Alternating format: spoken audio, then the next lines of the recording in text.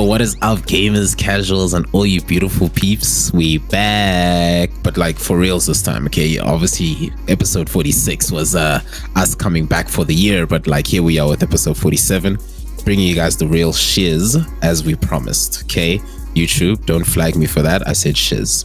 Anyways, guys, welcome back to another episode within 2024. Once again, if you guys are joining us only on this episode and you didn't hear 46, happy 2024 to you and a happy gaming year to you all. I'm your host, Thamziri, as always, bringing you the loveliness and the joys and everything. Joined with me are my co-host, starting with Max. What's good, homie? Man, I've been better. No, it's okay. And I feel you, bruh. And next up, we got Kid Kojo. What's good, Holmes? I'm good, man. How you doing? I'm Gucci. I'm almost like Max, except I'm just more sleepy than anything. But guys. We do this every week, so please be sure to like, subscribe, and follow for more. But before we get into any gaming tidbits, is there any announcements? Housekeeping from anyone? Y'all good? Hit us up, Max. I'm trying to think of what's been going on lately. Okay, I'll start with my side. For those of you who are fans of rap, Lil Dicky has released an album today called Penis, but with a lisp. Obviously, for those of you who don't know, his last album came out, I don't know, has it been like 10 years? I don't even know when the other album came out. What was it? Professional Rapper? Yeah, 2015. So it's been 9 years since he released an album. So this one is about 22 tracks. Okay, came out today, January 19th. So yeah, definitely check it out. I've liked some of the songs. I'm not even fully through the tracks. I'm only on not episode 4, track 4 of the album. So I'm still gonna listen throughout after we finish recording this episode. But yeah, definitely check that out. And yeah, that's pretty much it. Max, anything from your side, bro? Nah. Okay, aware. Kojo, anything from your side, bro? Nah, nothing. I'm good. Aware. Alrighty. So getting into it, we're just gonna kick it off because there's a lot that we got for you guys. So let's just kick it off. Starting with the gaming news. Max, what's been going on at the start of this year? All right. So the way I'm handling the gaming news, I'm not necessarily going to be covering things people missed out or things that were occurring while we were having our break. I'm just going to go over the things that took place when we came back, which is starting with this week. And this week, I want to talk about Apple versus Epic. Do you guys remember that? Yes, with stuff being removed from the store, from the Apple store. Yeah. And do you remember how the last time there was news regarding this, it went to the US Supreme Court? Yeah. Well, this week, the Supreme Court decided to deny both appeals from Epic and from Apple. And what this means is the ruling that had been made in the lower courts will remain. So, as a reminder, that lower court ruling dictated that Apple had all the rights to charge developers a fee to put up their apps on the iStore. However, developers also had a right to give users payment options that was separate from Apple's payment method. If you remember, Epic was doing this on Fortnite to avoid giving Apple commission from payments happening on their game. So Apple has to comply, but Apple are being dicks in their compliance. Basically, they're now allowing apps to circumvent their payment options, but they're making it difficult to perform the task, and they're attaching a 27% commission fee on developers if they put up a payment option that reroutes users from Apple's options. Mind you, Apple was already charging a 30% fee when forcing developers to go through their payment option plans. So what has basically happened is just Apple's like, cool, we understand what the court has said. Cool, we'll give you an avenue. Now you guys are allowed to redirect users onto your platform for them to pay. But one, we are going to charge you 27% commission for that. And two, we are going to make it extremely difficult and tedious for users to do that users won't really be bothered to do that. Okay. So with that said, you would think that this is the end of everything after reaching the US's highest court and having started all the way back from 2020. Imagine, this has been going on for almost 4 years. However, Epic's Tim Sweeney has vowed to continue fighting, as the next action will be to take the case to the district court. How that's going to pan out, I have no ideas. When is he going to do that? Again, I have no ideas. But we shall see what comes next from this. I honestly thought this was the end of it, but it looks like this is going to continue dragging on. So, with that said, the next thing I want to speak about is Xbox's Developer Direct that happened. Hey, yeah. We got to see 5 games from it, and I'll go in order of appearance.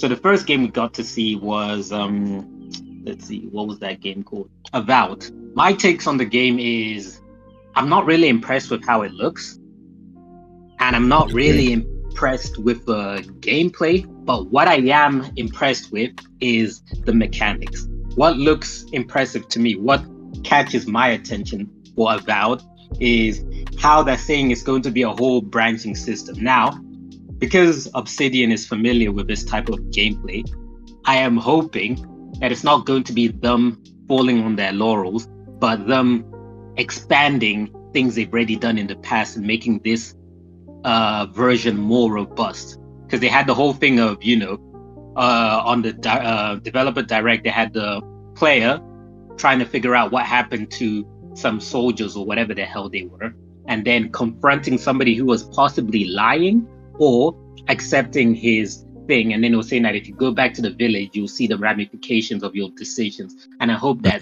things like that are widespread throughout the game. Because honestly, looking at the whole battle system, the whole battle mage with guns and whatnot, the rotation between the weapons looks clunky to me. I wasn't really impressed by that. And the graphics don't really look that great to me. So what I'm holding out for is that the system of a game is going to be pretty profound. Okay. Then, after showing Avowed, we then got to see Senua. Oh yeah, and Avowed is coming out fall of this year. Then Senua Hellblade 2. I have to raise my hand and acknowledge I was wrong, because I've been screaming that this game is not coming out this year. I was not a believer. Turns out it is coming out this year, and it's coming out in May.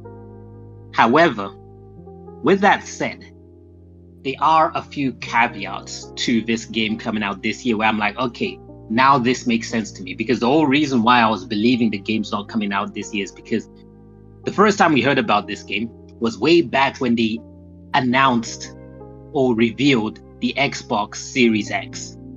That's 2020, or maybe even before, 2020, 2019, during the Game Awards or something like that. So it's been 4 years, roughly. And then we heard about them switching engine. And for me, switching engine is not a simple thing. So True. I thought there's no way this game is going to be coming out anytime soon. That was my belief. But now they've released the release window. But the caveats are, one, in the Developer Direct, they mentioned that it's a shorter experience than the first game.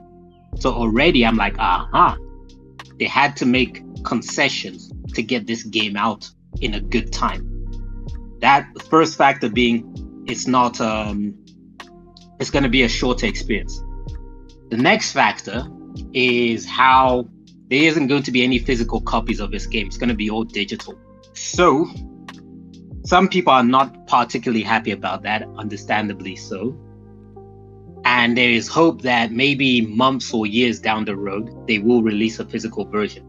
But for those not understanding what a physical version means, to me, I could be wrong, but to me, I understand it to me that the admin with taking care of the physical side of things, distribution and all of that, they don't need to worry about that. They don't need to have that headache. So they don't need to put time aside to sort that out. Manpower can stay focused on developing the game smoothing it out and making it as best as it is possible. So yeah, Hellblade will be coming out 4 months time. Yeah, 4 months time. We'll see how it does. Shorter experience, so on and so forth. Then the third game announced was it the Square Enix game? No, third game was Ara. Not Ara, but just Ara. Yeah, it was Ara. So now this one I don't really have much to say because I am not that interested in this strategy game. I'm super excited. To me, the graphics look good. It looks super good, but I have not been interested in strategy games since the days of Age of Empires and Command and Conquer. Those were the only strategy games I was interested in, and those are effing old.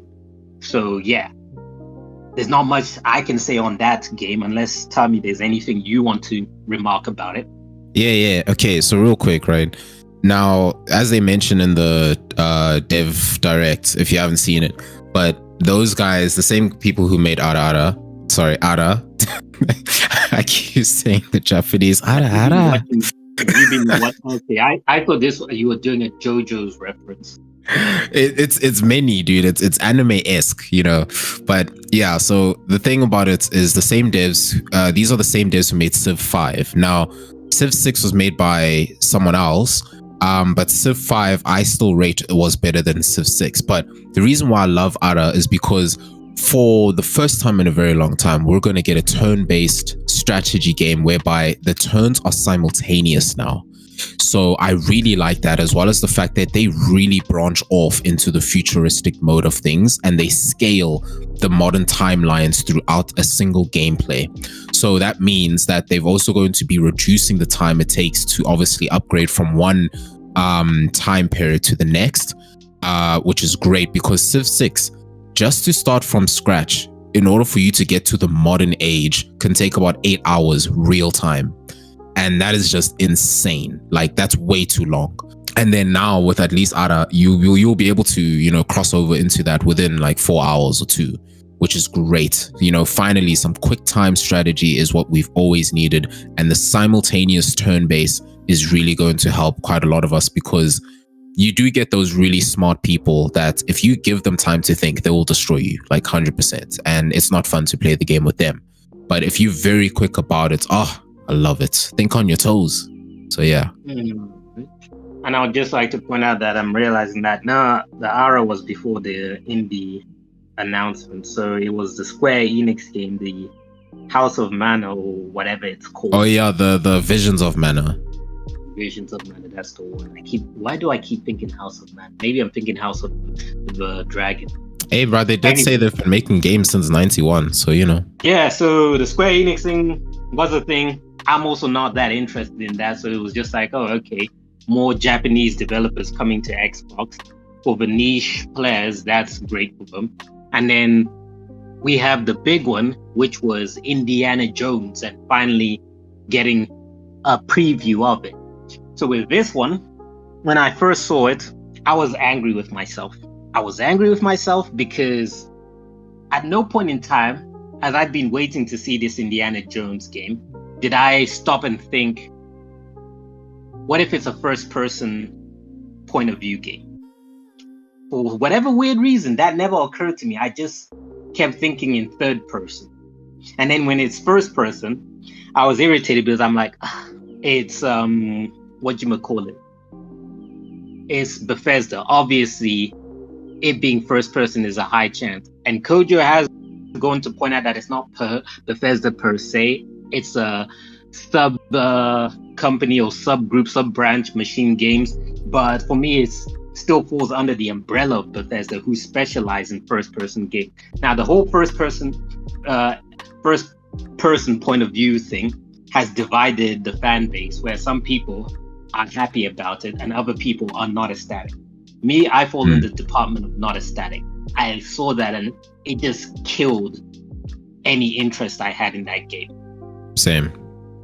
But from a developmental point of view, I can understand why you're going first person. Because going first person disallows people to compare your game to Uncharted. Going first person gives people something different. Going first person offers you the opportunity to give a more immersive gaming experience. And going first person perhaps will also slow down the gameplay. Because third person, you would be automatically thinking about gunslinging, jumping around, and all of that stuff. And I'm hoping they mentioned about there are different ways to solve situations. Like you don't always have to revert to using gunplay to get out of situations. You can find different ways to get out of situations. So I'm hoping that is robust, and I'm hoping that the puzzles along the game are pretty damn good. Because outside of those, I really, really lost interest hard.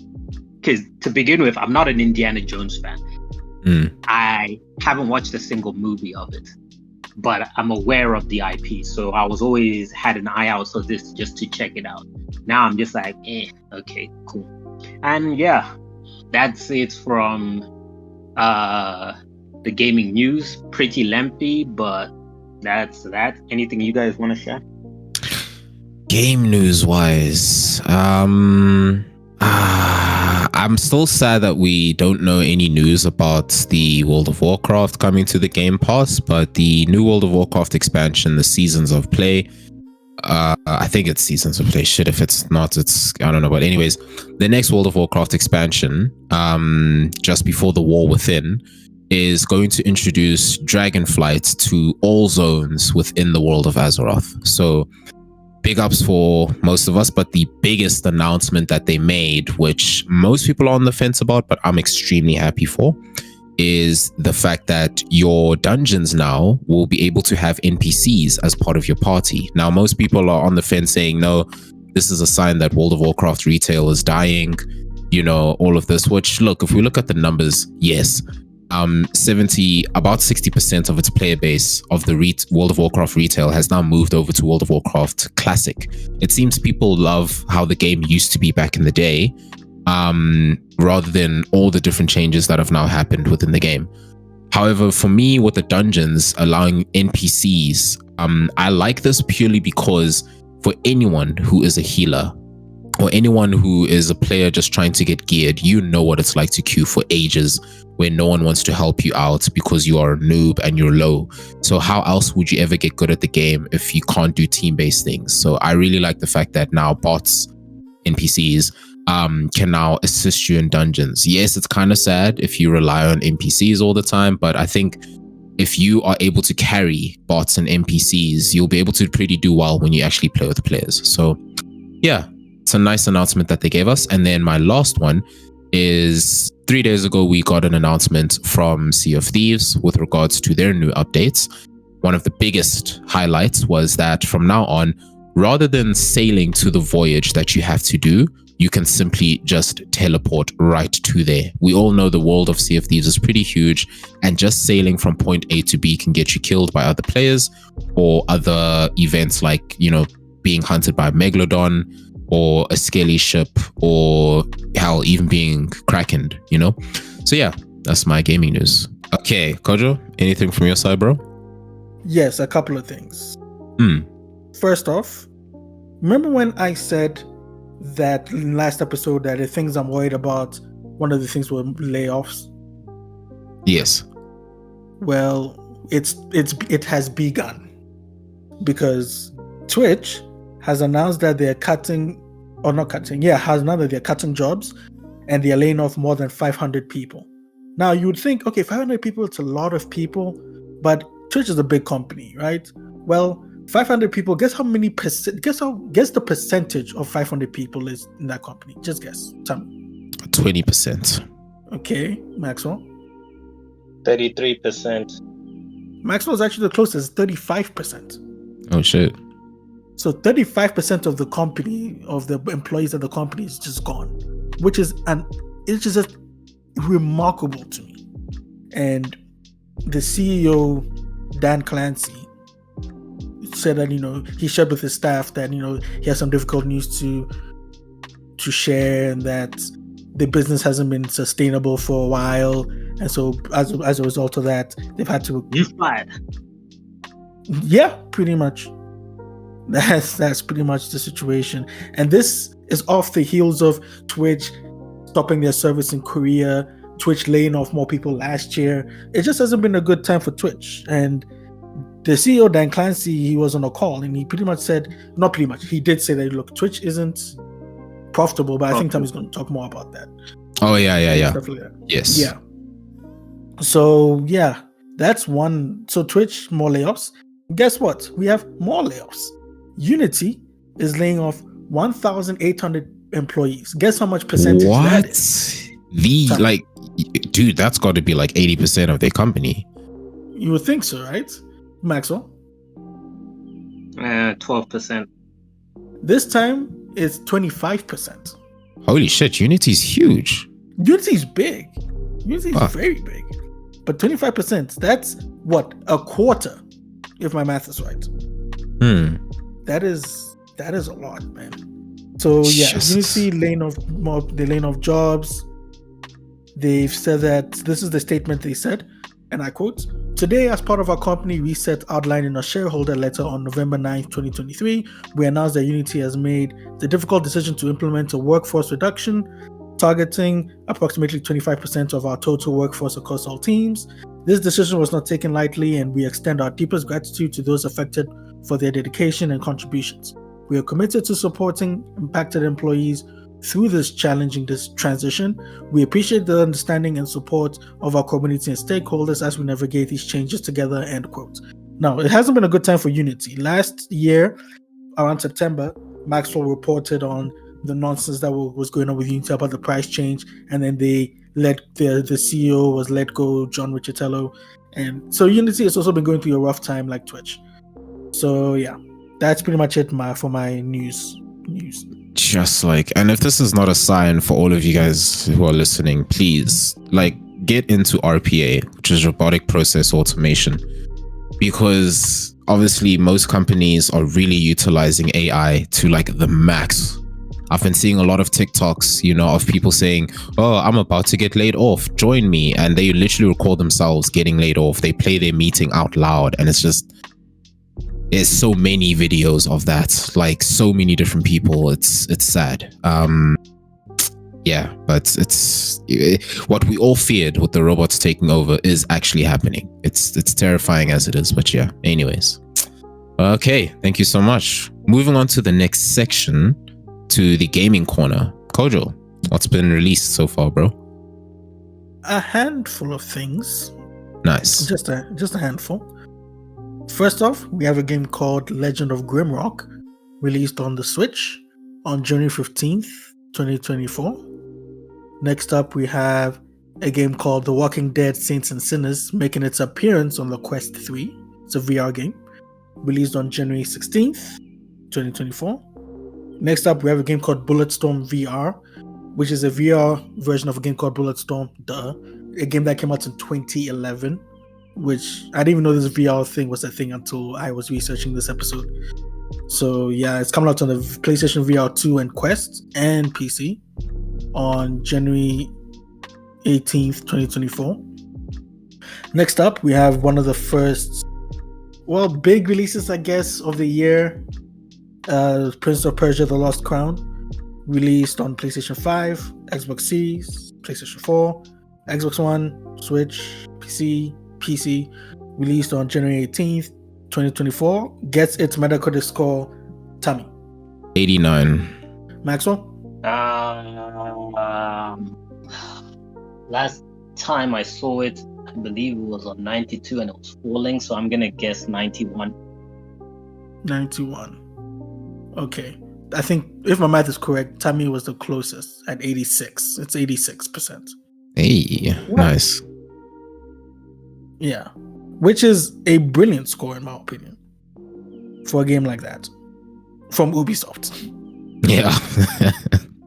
Especially if you guys haven't if you haven't logged into Ubisoft in a while, remember, how long is it? 90 days. If it surpasses 90 days, you lose your games.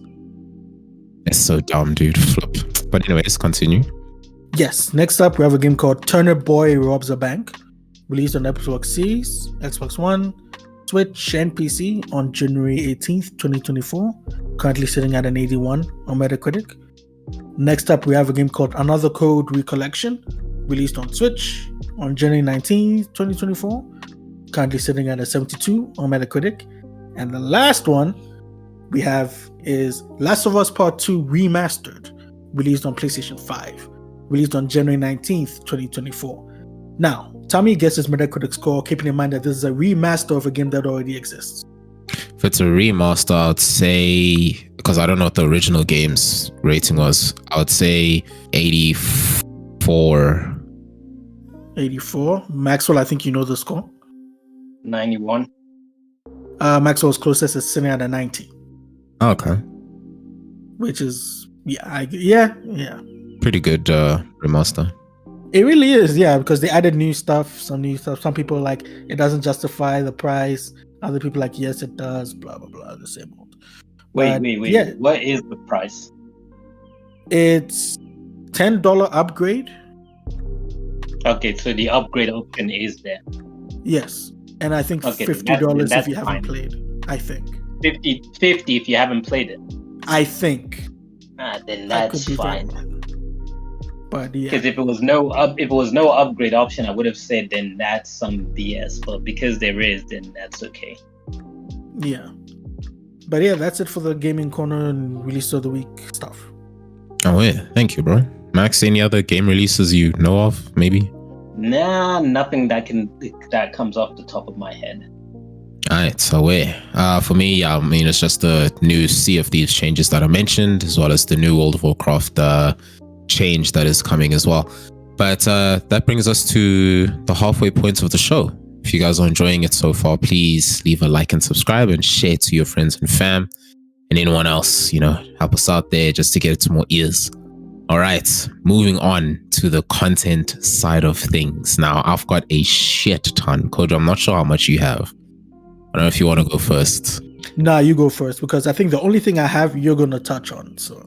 Okay, cool. So, guys, since we last had our last episode in the last year, it's been like, 3 weeks? 5? I don't know, almost a month. Pretty much almost a month. But anyways, let's get right into it. I'm going to try breeze through some of the topics, but the rest of them, I'm probably going to dive a bit deeper, just a tad. Okay, anyways, getting started. Pokimane reveals why she always tests guys on her first dates. Pokimane, the very famous streamer, I'm not going to call her the queen of Twitch because we all know who that is. She debuted her very first episode on her own podcast. Don't tell anyone about her dating and love life and the test that she gives, guys.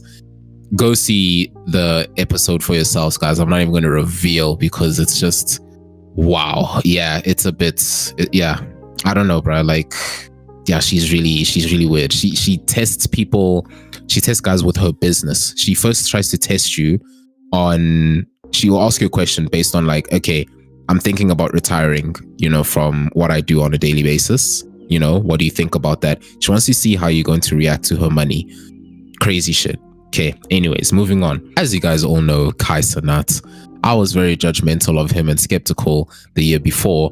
And I called him, a clone of iShowSpeed. However, having seen a lot of iShowSpeed content and how his mother treats him versus how Kai Cenat's mother treats him, it's worlds apart, dude. It's like night and day. I still to this day do not know if iShowSpeed's mom and how she really doesn't really care about iShowSpeed's success and everything that he does is like scripted. But with Kai Cenat and how she supports Kai, you even see it on the live streams. She will literally cry whenever he achieves 1 million viewership milestone online. But adding to his fame and everything, besides the riots that we remember from previous episodes, Kai Cenat has now brought on very big celebrities. I mean, we've seen the likes of Offset was there. I can't even remember the other fucking celebs. But anyways, we've also had Nicki Minaj, if you have not seen as of yet. So first of all, it started when Nicki Minaj was first invited onto Kai Cenat's stream. She was 4 hours late. Okay. Most of his streams run for 4 to 7 hours. So pretty much everyone was, everyone being just the fans. Obviously, Kai understands. She's a rapper. She has a whole lot of other things. She's a mom and everything. So yeah, but anyways, upon her coming to the stream, his viewership almost broke records on Twitch, to a point where he was the most viewed person on Twitch at the time, right? So that's all thanks to Nicki Minaj, as most people say. But as of late, a new streamer on Twitch called Jinxie, well, I wouldn't say new, but around about 2019, he was usually just streaming to like one to two people, and then all of a sudden he started getting famous because he would start criticizing other people's gameplay in the most raging way ever, and he's very animated with his facial expressions. So right now, the guy sitting at the most viewed on Twitch is Jinxie. So, shout out to him. All right. Next, what we had in December of 2023, we had Twitch's most outrageous changes to their terms of service. Yes, I am talking about Twitch's artistic nudity guideline change. Twitch had put in their terms of service that content creators were allowed to utilize artistic nudity. This was to basically help reinforce the artists that did nude body art, whereby they would paint their bodies and try to, make art out of their own body. A lot of people started taking that a bit too far, as well as the fact that Twitch was also saying that certain nudity is allowed so long as it is not perceived as sexual.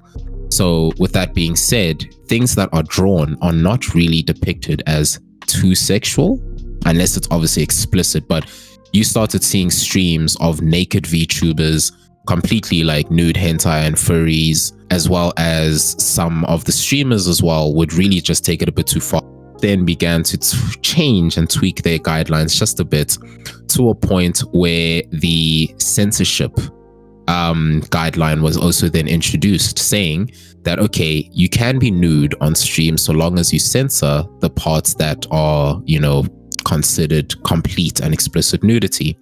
So we had this, the likes of streamer Morgpie, who really abused this, and a whole lot of others who would just basically go into the stream completely nude, but would have cutouts of black paper, like black cardboards in the shape of a bar, and put it on their bits, their tidbits.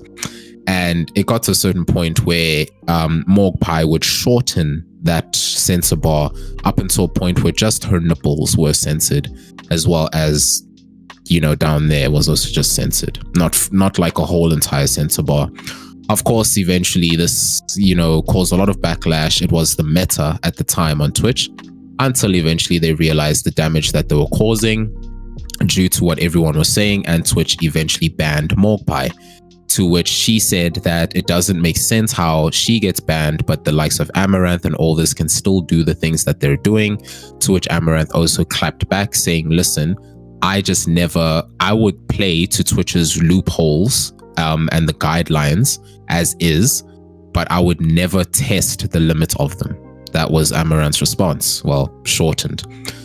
Moving on to that, straight afterwards, we got the new loophole to the artistic nudity guidelines, whereby certain lady streamers were pixelating their nudity. This also didn't last very long until Twitch realized, okay, you know what? We're going to get rid of the whole nudity thing once and for all, and just ban anyone who uses any form of censorship, any form of pixelation, and any form of drawn content and art. Which leads us to Boogie 2988. A very big streamer back in the days, tried to make his waves by coming back. He also recently became pretty broke and poor because he just wasn't making money off of content, and he needed a way to become relevant once again. He went on stream completely nude. However, for those of you who do not know Boogie 2988, he is overweight to a point whereby when he was nude on stream, his stomach was obviously protruding so much that it covered his peen. And yeah, he just said, Twitch can't do anything. They can't ban me because nothing is showing. Men are allowed to be topless, so this is also fine. And that obviously caused a lot of backlash, which, I mean, to a point, he kind of had a point. Nothing was actually visible. Men are allowed to be topless on stream, so it's a bit... yeah, he really stretched the goal there. And then, yeah, he became banned. And at the moment right now, he's unbanned. Right. So moving on. we have news that LeBron James has been looking to join streaming. And obviously right now, Twitch and Kick have been fighting each other as to who's going to offer the biggest contract. But leading back to what Kojo said about the Twitch CEO mentioning the changes in Twitch, you know, amidst the layoffs and everything, Twitch CEO has explained that Twitch will soon be done offering massive contracts to content creators. This is coming from the news as well that Amazon is starting to lose faith in Twitch. And soon enough, most of you Twitch streamers who are listening, and I mean, yeah, pretty much anywhere else, Prime subscriptions will soon fall away once Twitch loses Amazon as its Titan house. It's getting to a point where the Twitch CEO has mentioned that Twitch hasn't ever made a large amount of profit since they actually became a thing.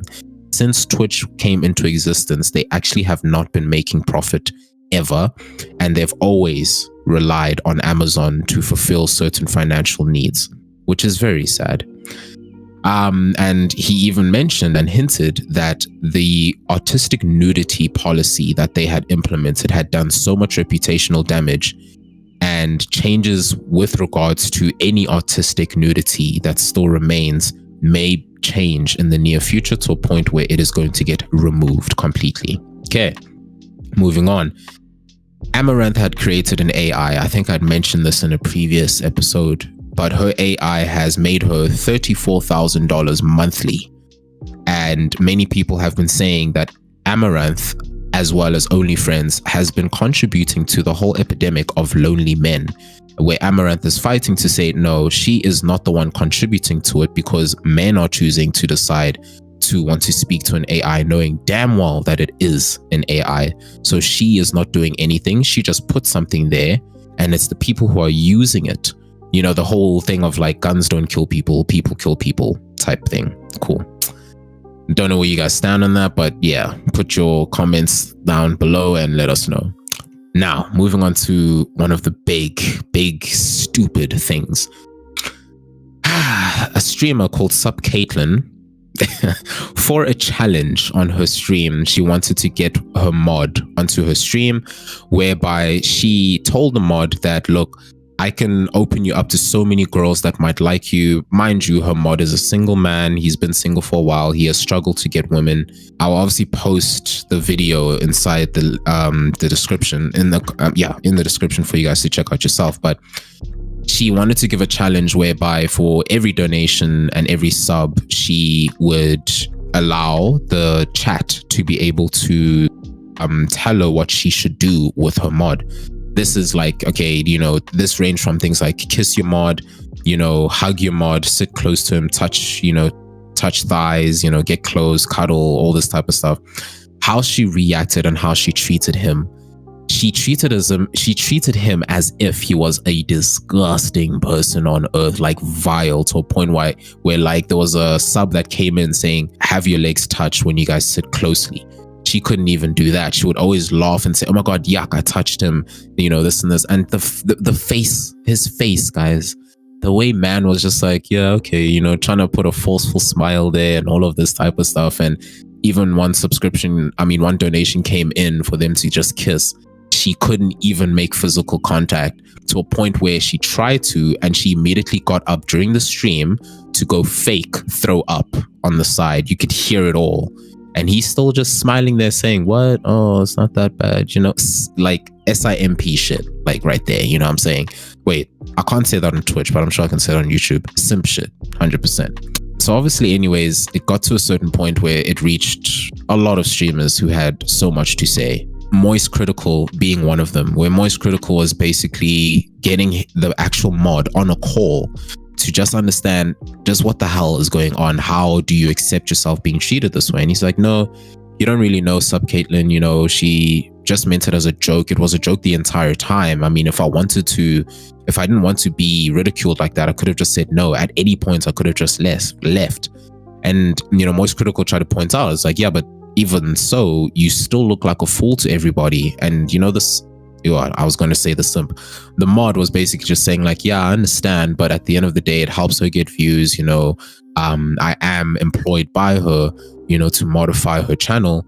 So to moderate her channel, sorry. So, it only makes sense that he would be the perfect candidate to do that. So there's no helping him whatsoever. It's just one of those things where Sub Caitlyn also came back with backlash saying, you guys have no idea what you're talking about. How do you guys defend someone who you don't even know? Nothing of what she did was immoral or inhumane. It was just a joke. People need to learn how to how to laugh a little and all this type of stuff. So yeah, I'll post the video in the comments in the description, and you guys just let us know what you think. All right. Moving on, Elon Musk had revealed that he plans to take Twitch on against the big streaming platforms and allow live streaming on Twitch, as well as improved monetization standards for the streamers who will be using the platform. He also looks to kick TikTok out of, the scroll media and bring in the live streaming. As you know, you can also live stream on Twitch and on TikTok, and TikTok is considered one of the scroll medias. Hold on. Yes.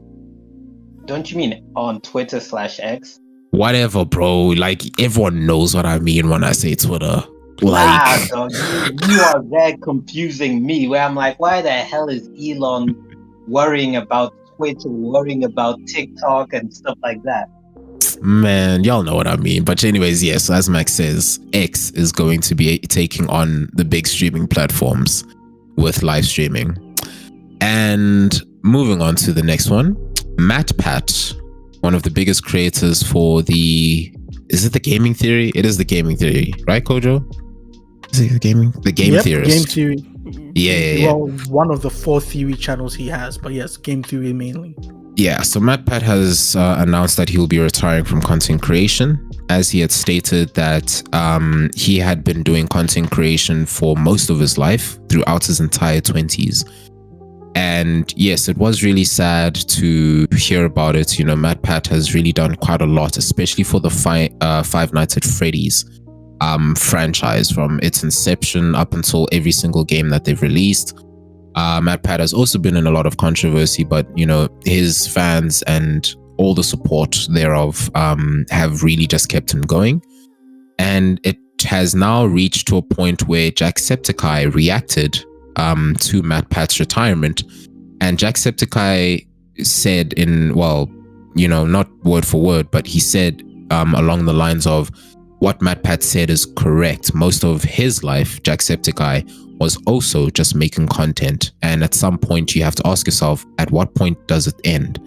Tom Scar, who has been making those ASDF movies, if you haven't seen those, they're brilliant. He also put out a video reacting to MatPat, saying he's also going to take that approach as well and focus more on his family, his children, and that the content that he's made for all these years has really changed, as well as all the changes that YouTube has been taking.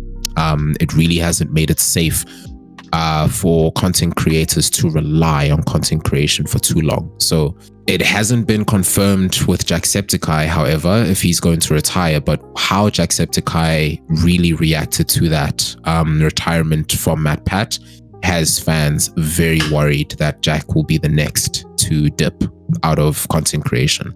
For me, I'm scared if Dashy Games ever retires. That'll be the saddest day I've ever experienced. Moving on, Colleen Bollinger. I don't know if I'm saying the name correctly, but yeah, Bollinger, the one who did the sad ukulele apology. Not sad as in, oh, it was boo-hoo, haha, but it was just terrible apology.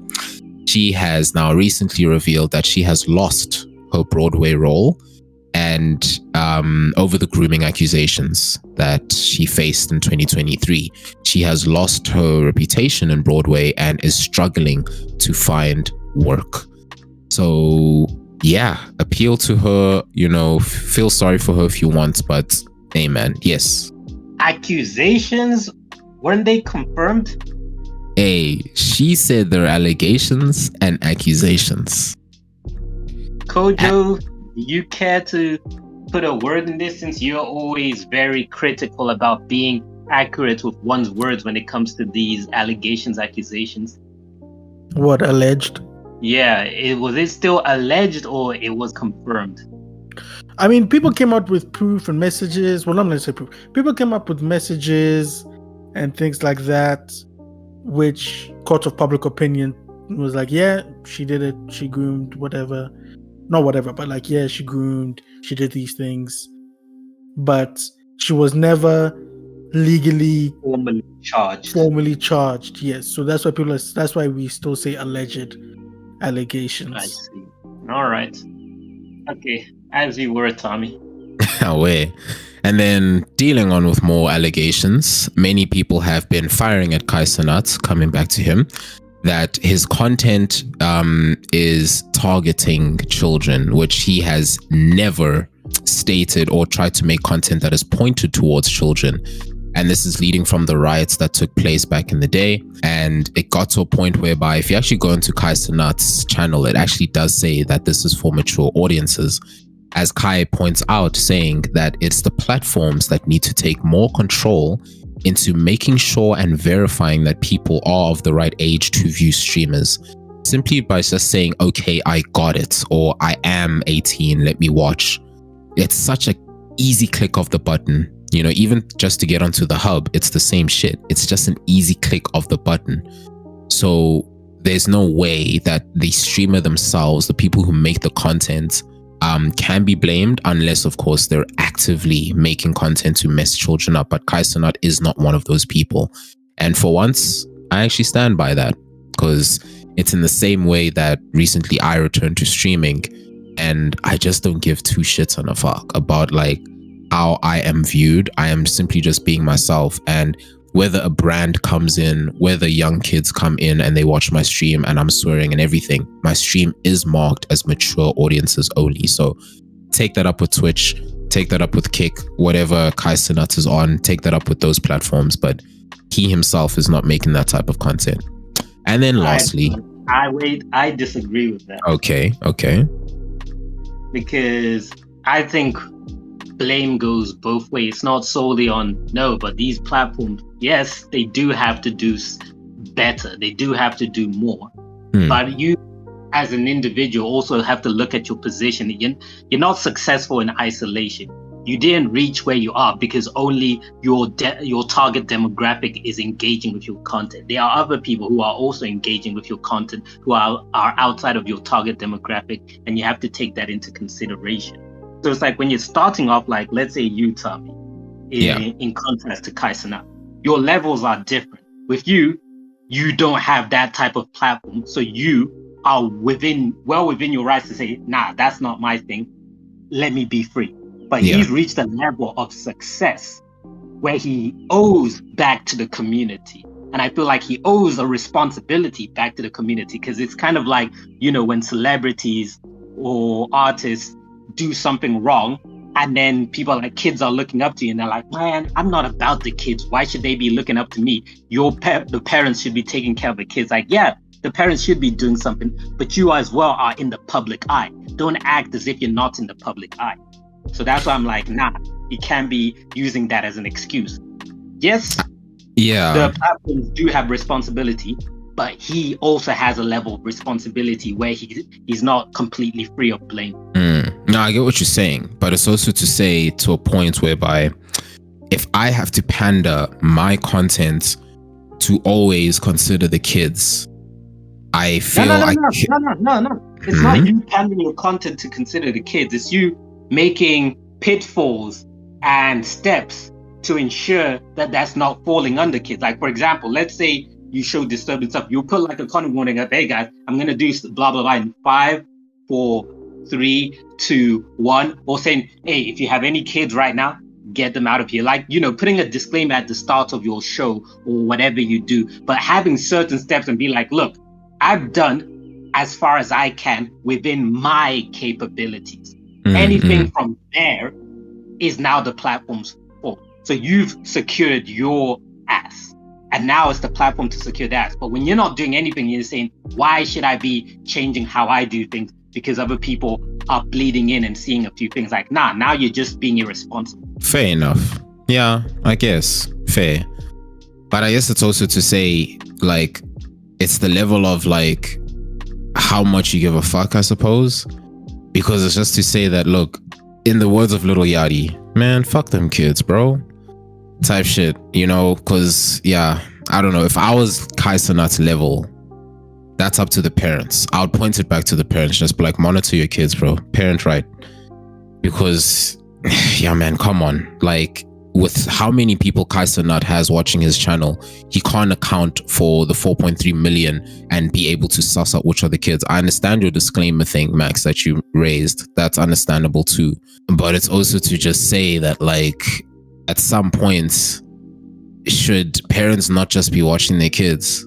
Like, isn't PG-13 at that point? You know, anything higher than that, you don't need parental guidance or whatever. But, you know, yeah.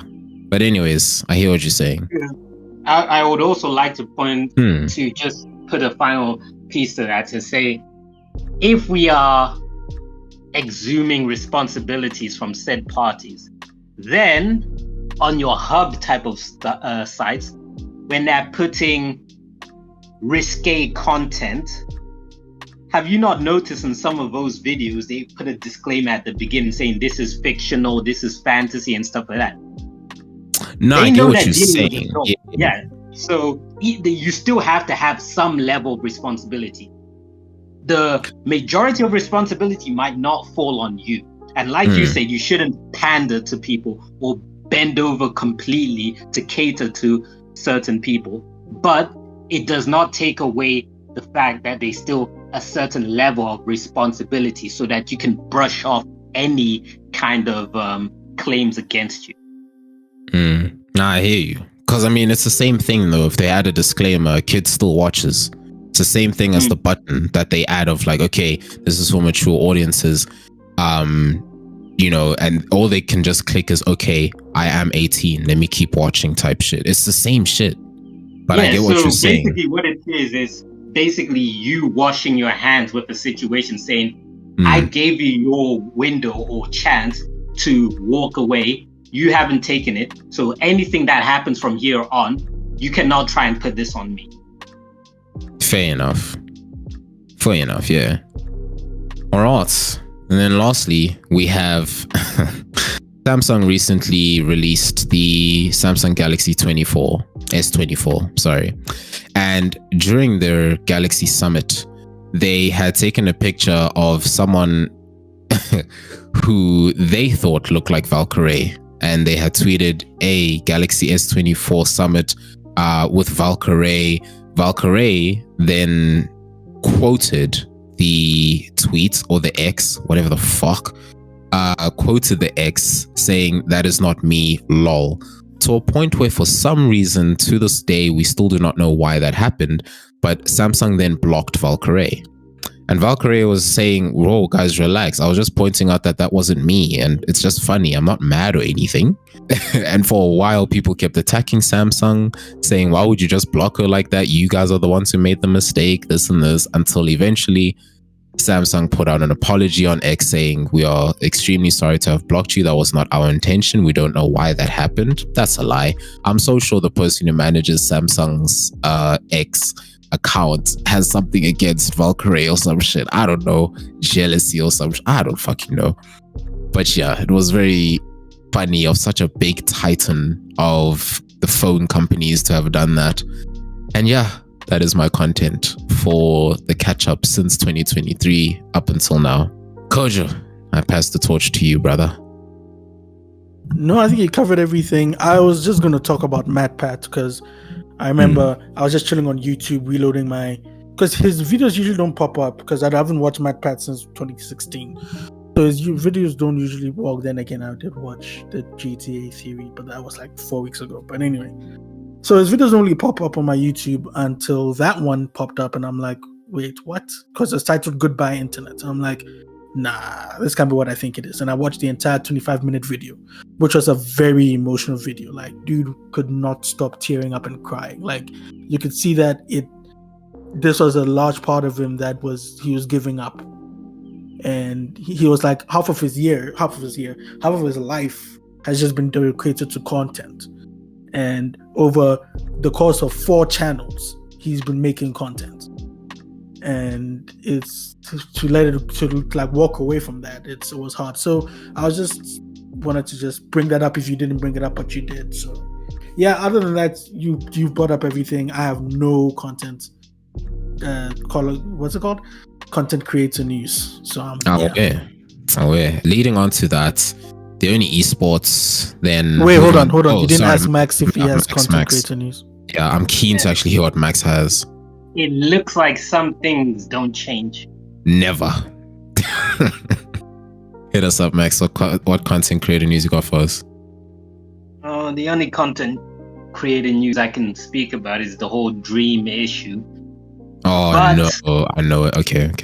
For me, that is last year's stuff where I'm just like, yeah, I've moved on. I'm over it. I even think the internet couldn't care less, because part of the problem was that, one, it took him forever to address the issue. Like, I think it took him almost 2 months roughly to address the issue. I could be over exaggerating the period. And 2, he's bringing it up towards the end of the year in December, when people are focused on Christmas and New Year, where they don't really care about all of that stuff. So for those who are wondering, I only felt like I need to mention it because it had been mentioned last year where we were anticipating the response, but then it came when we were on our break, and I'm just like, yeah, I couldn't care less anymore. But I felt a responsibility to just mention it, so people don't think, oh, we just forgot about it. Nah, we know, we just don't care, and that's it. Oh, wait. Thanks, broski. Moving on to the esports section, the only thing I have really to report is, I mean, as like last year, you guys remember a lot of the changes in the esports, especially with like League of Legends and everything, which I don't think I'll be covering much this year in 2024. Most of the teams that I thoroughly enjoy have actually left the LCS. Obviously, like the big titans are there, like SKT, T1, you know, Team Liquid and all that, but their roster, like the players within the teams, none of them are the ones I actually recognize at all. Like everything has just changed. I don't know who's who anymore in the zoo, bro. Like the only person who has really caught my attention for 2024 is Reckless. Now, for those who don't know, Reckless is the ADC for League of Legends. He first started out in Fnatic, and he was considered one of the prodigies of League along Bjergsen, who has also retired. But Reckless is one of the OGs that is still remaining to this day. Now, suffice to say that he has joined SKT T1's academy team.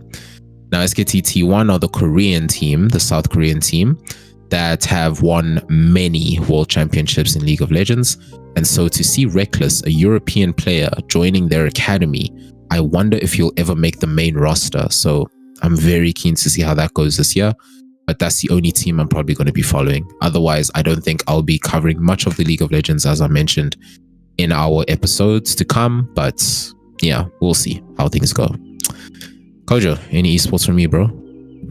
Just one brief thing. So the Tekken World Tour Grand Finals of the Tekken World Tour tournament took place over the course of, I think it started from last year and then led over to this year. I think the Grand Finals were this year.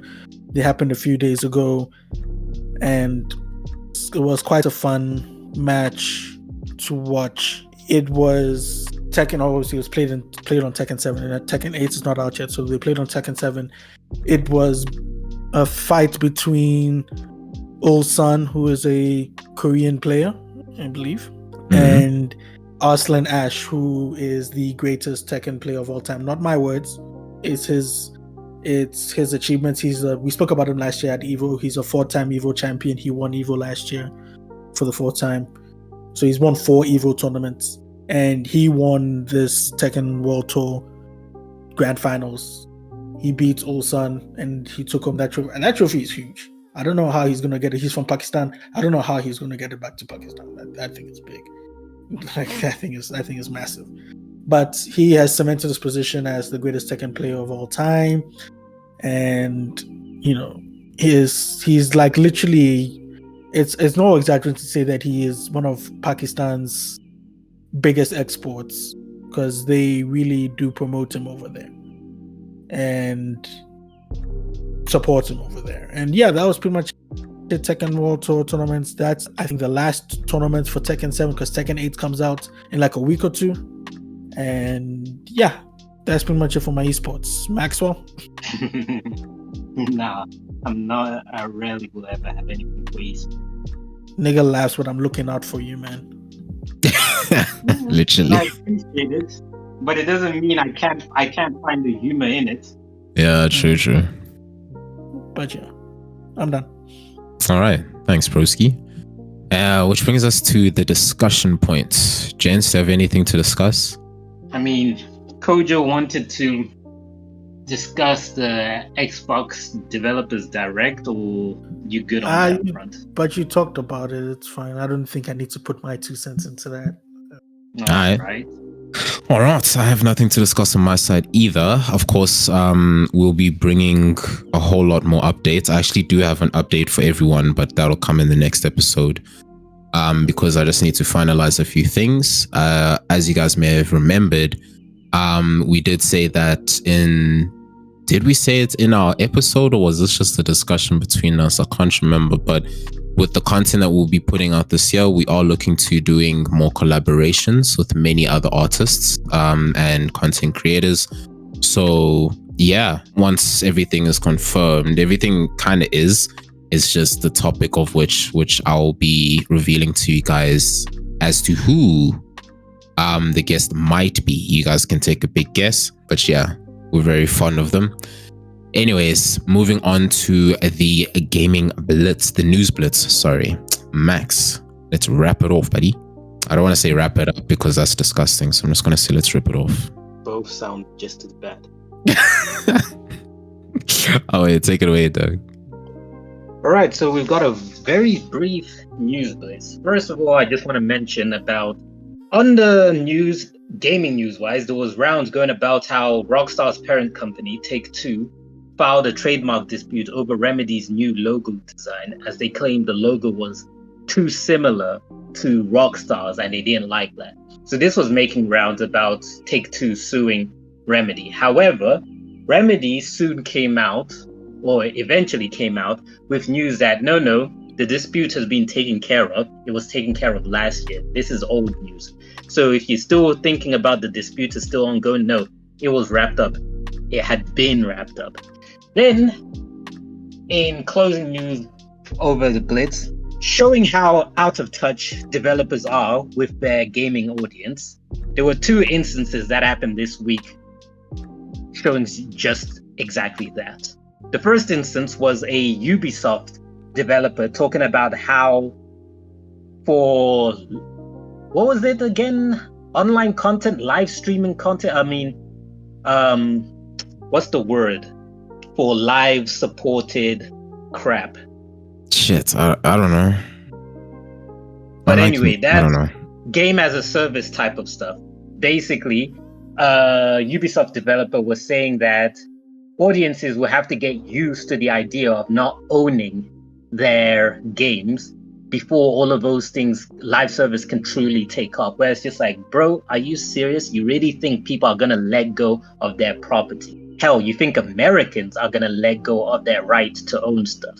Then, in a similar show of being ignorant, Last of Us 2 developer was talking about how he doesn't understand the backlash against the remaster, where he's like, the value proposition for the game is excellent. You're getting to play the game in its best version. People should be excited about that. When it's like, nah, bruh, the reason there's so much backlash is people are tired of the content. We don't want repeat stuff.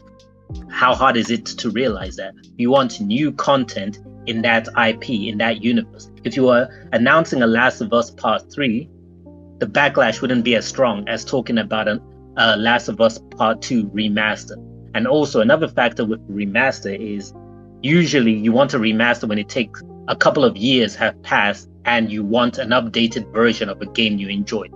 Not, oh, I can still play this game the same exact way I played it previously, not so long ago, less than 5 years ago. I think even in this is the less than 3 years ago. I could be wrong.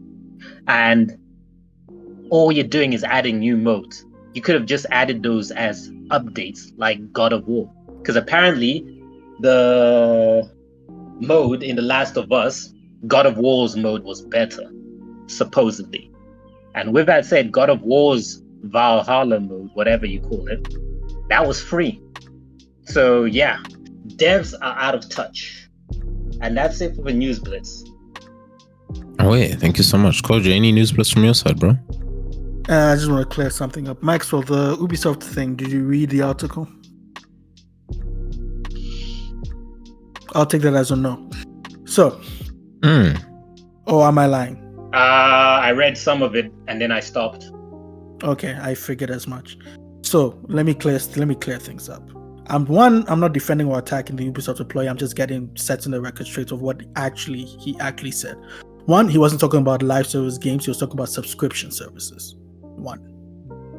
Two, he didn't come off and just say people need to be comfortable not getting to own their own games. He was saying that when it comes to subscription services, there are a bunch out there, but when it comes to gaming subscription services, it's still not in its infancy, but it's still growing. Whereas in the other, like TV and movies, you have 1,000,001 subscription services for that.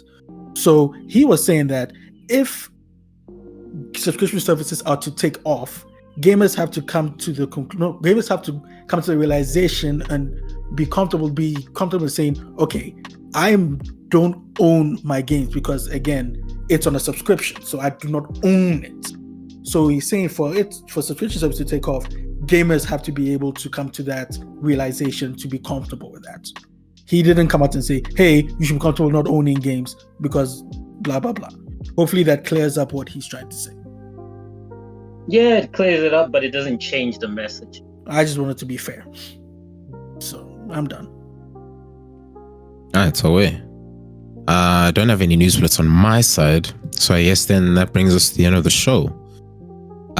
Peeps, thank you so much. Obviously, Max, Kid Kojo, thank you guys so much as well for everything. You guys will be able to find all the links of everything we discussed in the description. And yeah, guess that wraps up episode 47. Thank you so much for listening up until this point. If you haven't already, please give us a like, subscribe, and some following for some more love. And yeah, we'll hit you guys up next week with the next episode. So stay good, stay healthy, and keep gaming. Peace out. A-Town. Yeah.